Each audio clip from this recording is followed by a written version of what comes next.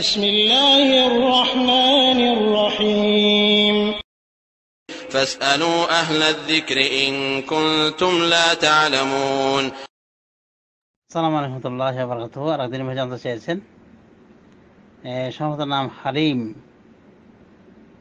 যে এই জমিন ছাড়াও, উপরের জমিন ছাড়াও নিচের জমিনে কি কোনো সৃষ্টি আছে, অথবা আসমানে কি কোনো সৃষ্টি আছে, এই বিষয়ে জানতে চাওয়া হয়েছে।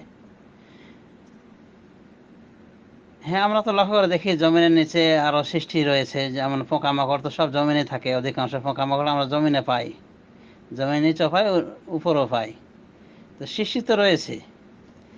তবে সূরা তালাক থেকে প্রমাণ যে আসমান যেমন 7টি, জমিনও 7টি, 7 তবক জমিন রয়েছে। তো এই জমিনগুলিতে সৃষ্টি থাকতে পারে, নাকচ করা যায় না, কারণ আল্লাহ রাব্বুল আলামিন বলেছেন বিভিন্ন স্থানে যে তার জন্য তাসবিহ যাপন করে যা কিছু আসমান রয়েছে, যা কিছু জমিনে রয়েছে। তো জমিন বলতেও ব্যাপক জমিন উদ্দেশ্য, 7 তবক জমিন উদ্দেশ্য হতে পারে, আবার আসমান বলতে 7 আসমান।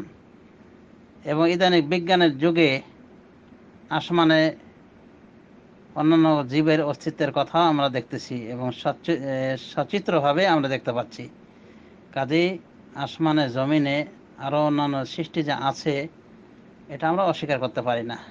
আর বিশেষ করে পানির নিচে তো কত রকম যে পানি রয়েছে, সাগরের গভীরে কত রকম গাছপালা আমরা লক্ষ্য করে দেখছি। এমনকি হাফিজ ইবনুল কাইয়্যিম রাহমাতুল্লাহি আলাইহি বলেন যে সাগরের ভিতরে দুনিয়াতে যত কিছু রয়েছে সব কিছুর নজির রয়েছে, এমনকি মানুষেরও নজির রয়েছে, মানুষের মতো মানুষ রয়েছে।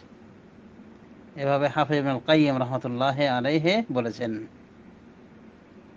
কাজে আসমানে জমিনে আরো সৃষ্টিকুল থাকাই স্বাভাবিক।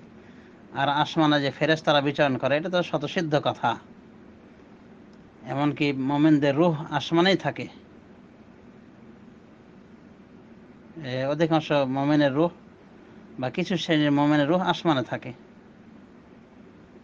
তো যা হোক, সম্ভবত উদ্দেশ্য মানুষ ছাড়া আর অন্য কিছু আছে কিনা এই আসমানে এবং জমিনে, তো থাকা অস্বীকার করার মতো কিছু নেই, থাকতে পারে স্বাভাবিক।